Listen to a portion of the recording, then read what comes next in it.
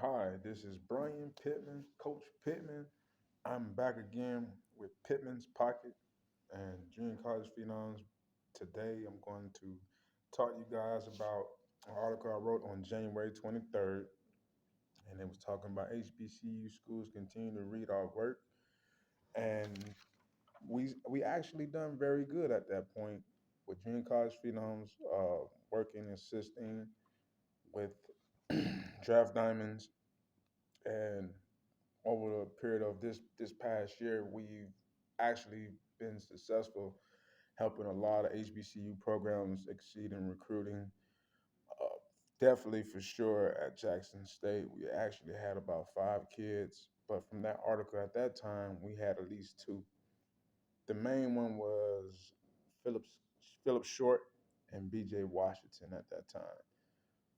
To be further emphasizing how much success we actually had with the HBCU community, I basically emphasize the players that signed at that time before the signing period. Caden Betts, running back from Northwest Community College in Mississippi, committed to Mississippi Valley State. BJ Washington from, I think he's from Northwest Community College, also committed to Jackson State, not to Mississippi Valley State. Asa Scott, defensive lineman from Georgia Military Community College, committed to North Carolina Central University after they defeated Jackson State from the Black College National Championship. The last two players that I had on that list at this time during that emphasis did pretty stout and actually kind of put, you know, us on the platform, definitely with Pittman's Pocket. We've been resources to those HBCU programs and basically filled up their needs. We're pretty excited about it. So we're just going to, hopefully at Draft Diamonds and HBCU edition, we can continue to have better connections and be resourceful with Junior College Phenoms assisting with Pittman's Pocket. And from the January 3rd article, I actually wrote an article about 5 players.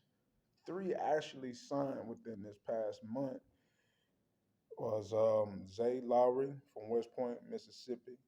Had a few offers like Memphis, UAB, but he actually signed with Southern Miss. He even had Texas A&M, which was kind of crazy. But also Alvin Isaac from Village called Charter Village, Florida. He had a couple of HBCU schools. Family Bethune offered this kid at one point. So, it's out there. I'm glad that some of the coaches are paying attention to these emphasis about getting those type of players because those two players itself, their self, and that itself were 3-star prospects rated at 85 percent, which is a pretty good percentile.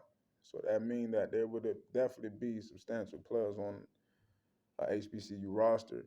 Potentially could be maybe a draft pick or something like that. You got that too. As much as this kid named Dallas Sims, he's from Clearwater Academy International, located here in Clearwater, Florida.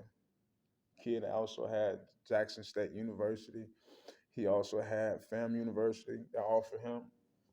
Ultimately, he actually committed to Minnesota University because it wasn't too far from him as a Canadian prospect. Those was also kids that I also initiated to be recruited by HBCU prospects, not HBCU prospects, HBCU schools for HBCU prospects.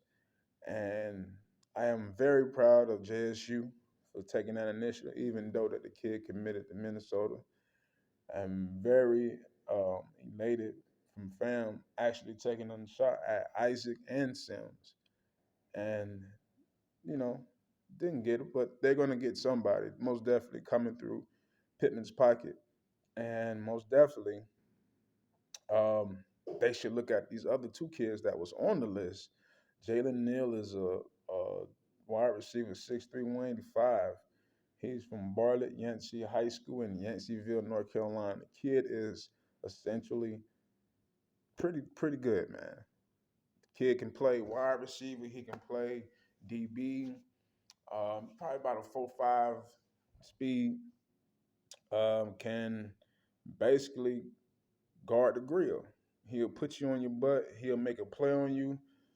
I've tried to push out to a couple of HBCU schools, and luckily we have a few of them.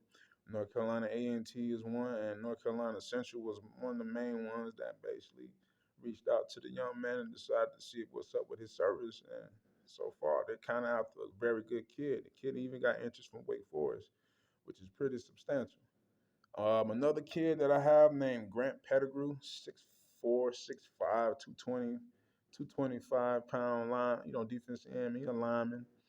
Got a couple HBCU offers. He had actually some D1 offers, Charlotte, Western Kentucky, a couple other schools that really significantly reached out to the kid for a service. UAB, I mean, it's some programs the kid put himself out there to get himself, basically acknowledged.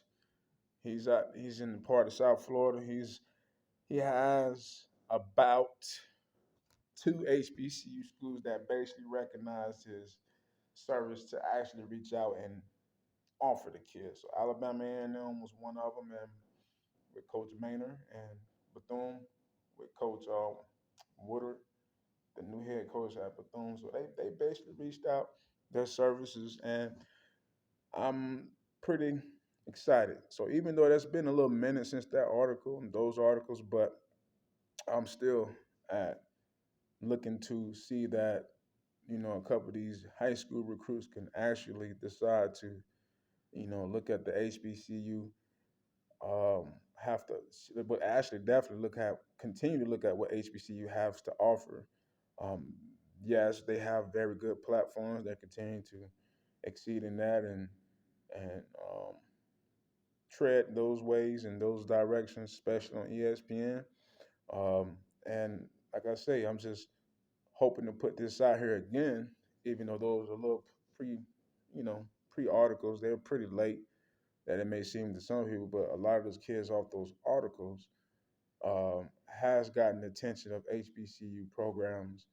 And I can say that HBCUs continue to read our work very well at Draft Diamonds, and definitely with Pittman's Pocket, and definitely with junior college phenoms that put in the work, recruiting wise, to definitely try to make this happen. And I'm quite elated to see that it continues to proceed on. I'm gonna do another video in a few minutes to advance this work of creation as far as connecting HBCU programs and with the high school prospects and JUCO prospects, and I'm just gonna do my best to advance that. So next video will be coming up. Holla at you.